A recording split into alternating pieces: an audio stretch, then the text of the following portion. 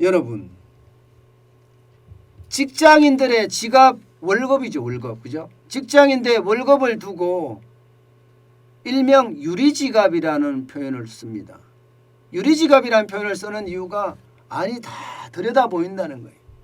아니 내 지갑에 얼마 들어있는지, 내 지갑에 카드가 있는지 없는지 그런 게 다 들여다 보인다 그러면 이거야말로 뭐라고 이야기해야 되나요? 안절부절할 수밖에 없죠. 내 자산이 얼마인지 다 찾아보고 있으니까 말입니다. 그런데 이 직장인들 사실 문재인 정부 4년 동안 엄청나게 세금을 증세했거든요. 알고 계세요? 여러분들 모르고 계실 거예요 아마. 2021년 기준으로 보면 말입니다. 근로소득세 직장인들이에요. 직장인들의 근로소득세 증가율이 4년 사이입니다. 문재인 정부 출범하고 나서 4년 사이에 38.9%나 증가했습니다. 38.9%면 4년 동안 근로소득세가 근로자의 지갑, 유리지갑을 털었다는 이야기가 맞는 이야기죠. 틀린 이야기가 아니잖아요. 38.9%가 뗐으니까 말입니다. 월급에서 떼고 상여금에서 떼고 세비에서 떼고 그야말로 급여에서 원천 징수에서 뗀 금액이 이 정도라는 거예요. 국세가 29.6%가 증가했고요. 자영업자나 혹은 개인사업자들의 어떤 종합부동산세는 0.1% 감소했거든요. 거기에 비하면 근로자들은 38.9%가 늘어났다고 하니까 이것은 그 어느 때보다 말입니다. 엄청 늘어난 거예요. 솔직히 말입니다. 제가 이런 표현 그냥 쓰겠습니다. 죄송합니다. 도둑놈이 따로 없죠. 도둑놈이 따로 없습니다. 가렴주구 정권이라고 이야기하는 게 바로 이런 거예요. 그런데 이거 직장인들이 알까요? 직장인들은 월급만 계속 받아왔고 매년 임금 상승이 되니까 아마 모를 수도 있습니다. 그러니까 정부는 뭐라고 이야기하나 하면 이게 근로소득세가 늘어난 게 증세가 아니고 취업자가 많아서 그래. 취업자가 더 많아졌기 때문에 근로소득세가 늘어났다 이야기하거든요. 이거 새빨간 거짓말입니다. 새빨간 거짓말이에요. 왜 새빨간 거짓말이냐? 여러분 이 지표 한번 보세요. 2017년에 34조였던 근로소득세가 2021년에 47조 2천억까지 늘어났다는데 일자리가 그만큼 늘어났다고요? 천만의 말씀이죠. 늘어나봤자 세금 일자리만 늘어난 건데 세금 일자리 늘어났다고 근로소득세가 늘어나나요? 아니에요. 상용 근로자들이 많아져야 되고 그야말로 잘 나가는 근로자들이 많아져야 돼요. 그래야지 취업자가 늘어나서 근로소득세가 증가했다는 말이 설명이 됩니다. 저는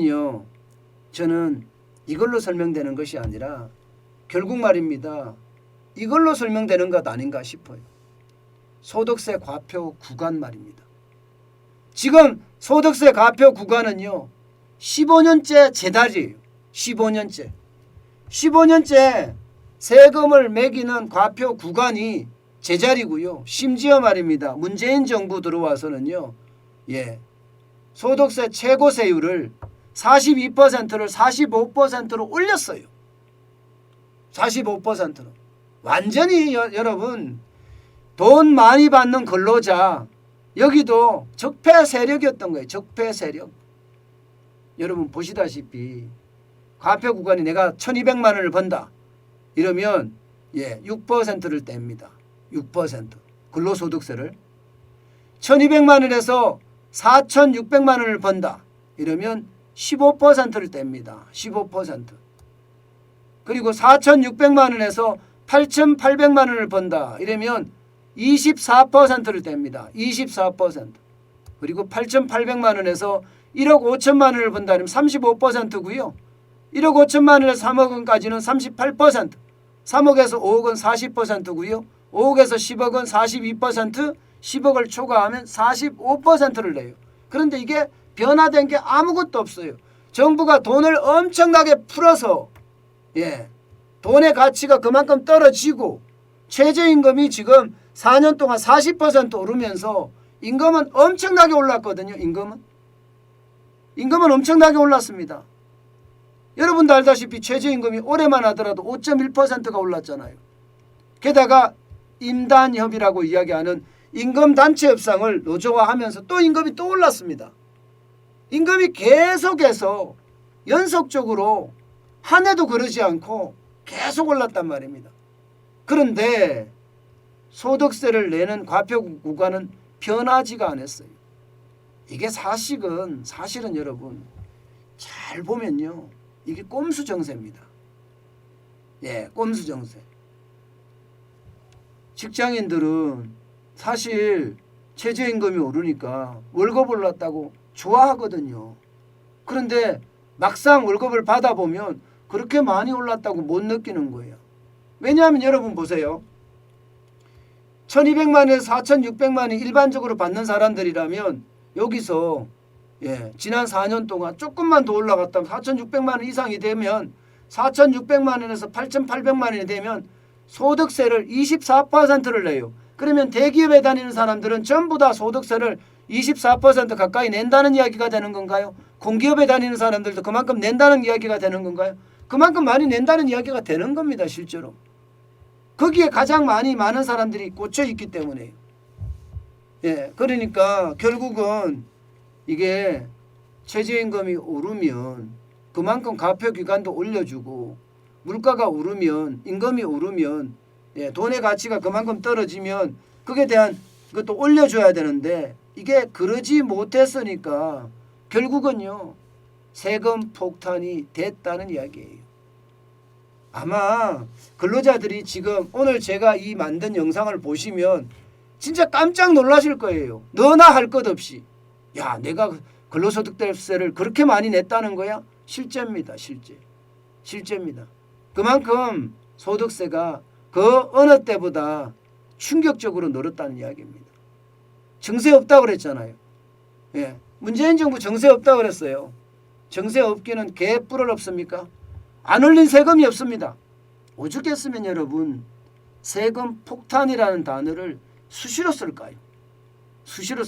오죽했으면. 그만큼 말입니다. 문재인 정부는 이게 겉다르고 속다르다. 이게 아주 정확한 표현인 것 같아요. 표리부동하다. 내로남불이다. 이런 게 문재인 정부의 어떤 특징 짓는 단어들이 아닌가 그런 생각해 봅니다. 그런데도 직장인들이 계속해서 이게 좌파 정부를 지원하고 있다는 걸 보면 참 이해를 저는 못하겠어요. 저는 지표를 가지고 여러분들에게 설명을 드리기 때문에 이게 진짜 국민을 골병들게 하는 건데 이게 맞나. 내 편이 중요한 게 아니에요. 실사구시가 굉장히 중요하잖아요. 근데 실사구시는 어디다 팔아먹어 버렸습니다. 그래서 저는 답답해 보입니다.